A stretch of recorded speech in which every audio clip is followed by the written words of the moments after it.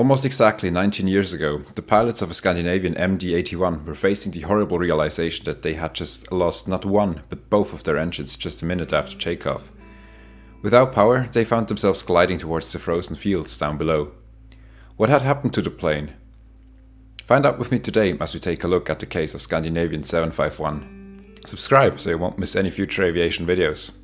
Welcome to airspace.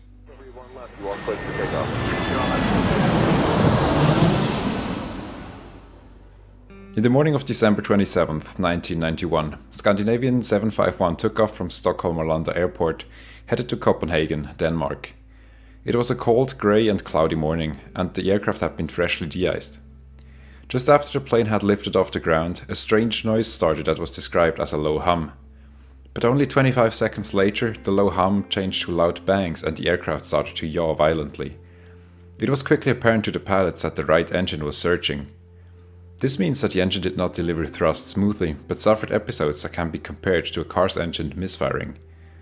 The captain reduced the thrust of the malfunctioning engine, but somehow thrust always seemed to increase again. A good half minute later, the left engine started surging as well and the plane shook violently.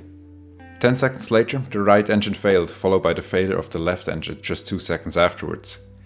Powerless, the plane was now gliding towards the ground after having reached a maximum altitude of only 3,300 feet or 1,100 meters.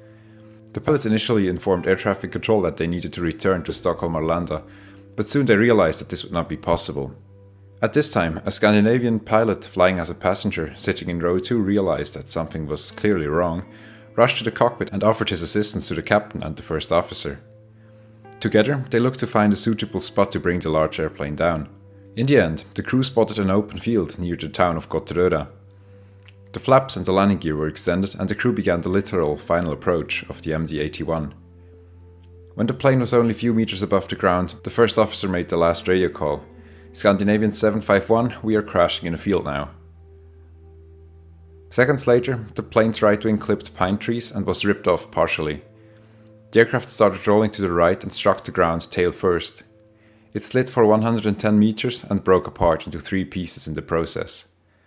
An evacuation into the cold winter morning started soon, and we'll take a look at this later in the video. But first, let's figure out how all this could have happened. On the night before the accident, the MD-81 arrived in Stockholm from its flight originating in Zurich, Switzerland. It landed with more than 2 tons of fuel remaining. This fuel was very cold from the 2.5-hour flight at temperatures that were lower than -60 degrees Celsius or -76 degrees Fahrenheit. During the night, temperatures were around freezing and a layer of clear, transparent ice formed on the upper side of the wing.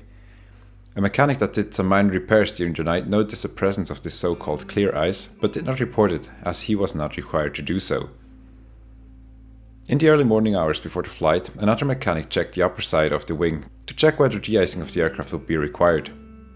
He saw no clear ice near the leading edge, but slush was present on the wings, so de-icing was ordered anyways.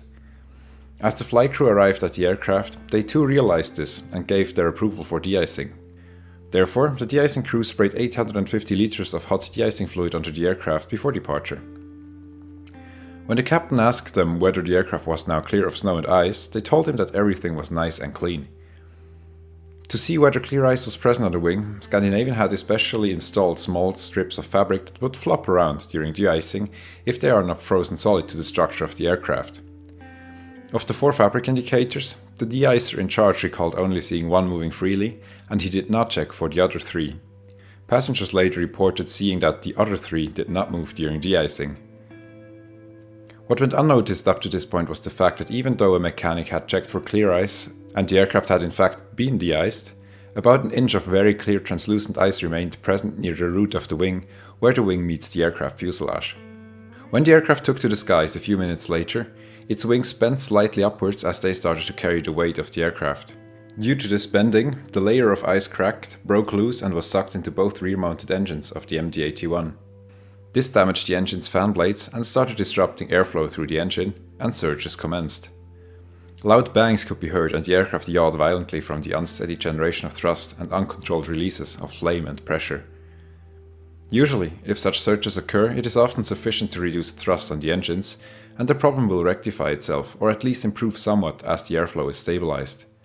The captain of SAS 751 did just that, but still the engines seemed to accelerate by themselves, leading to more violent bangs and shudders over time. Unknown to all SAS pilots, the MD-81 was equipped with a system called Automatic Thrust Restoration, or short ATR. This system was intended as a help for pilots in case one engine fails. It was supposed to increase thrust in the remaining healthy engine. In the case of Scandinavian 751, the system detected something was wrong with the engines and increased thrust on both. According to the plane manufacturers, this case was never imagined by the designers and was not supposed to happen. Yet it happened, and the system ever increased thrust on 2 damaged engines. In the end, the stricken engines tore themselves to shreds while the pilots were baffled and did not know why this was happening. Both engines failed almost simultaneously in the time span of just 2 seconds. Having witnessed the disaster unfold through the open cockpit door, a SAS pilot traveling as a passenger rushed to the cockpit and offered his help. He assisted in the search for a suitable emergency landing spot, coached the flying captain and helped him stay focused and calm enough. As the plane descended towards the ground, fires broke out in both engines. One extinguished by itself after a few moments, and the other was extinguished using the fire extinguisher of the engine. Desperately, the pilots now tried to restart the engines, but to no avail. During the last few hundred meters of altitude, the pilots extended the flaps and the landing gear. As the plane descended through 60 meters, the first officer made his last transmission. Scandinavian 751, we are crashing in a field now. Seconds later, the plane's right wing clipped pine trees and was ripped off partially. The aircraft started rolling to the right and struck the ground tail first, just outside the town of Gottröra, 15 kilometers away from Stockholm Arlanda Airport. It slid for 110 meters and broke apart into 3 pieces in the process. Luckily, no fire broke out, despite the large quantities of fuel spilled and the presence of engine fires just moments before. Several passengers received injuries, some of them were serious. Still, everyone made it out alive, but one passenger received spinal injuries that left him permanently disabled. Police forces and ambulances of neighboring towns responded and took care of the injured and traumatized. Among them were the first officer and the captain. The first officer would later return to his flying job after having recovered from his injuries, but the captain never regained his trust to planes and the airline industry. He chose not to return to aviation.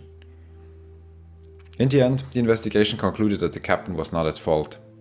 Even though it is the final responsibility of the commander to ensure that there is no ice present on the aircraft, the investigation determined that SAS did not provide clear and unambiguous enough guidelines that specify how one is to ensure this. Also, the committee found SAS prevention of clear ice practices lacking. Furthermore, the inclusion of the automatic thrust recovery system without informing the pilots was dangerous and should not have been implemented in that way. The story is somewhat similar to the one of the 737 MAX. Having new systems in aircraft without letting pilots know is just generally a very bad idea. By the way, if you want to know how aircraft are de-iced in detail, I have a separate video on that. It will pop up in a second in the end titles in the top left corner. So I hope you liked this week's video. Make sure to subscribe so you don't miss any future episodes. See you next week.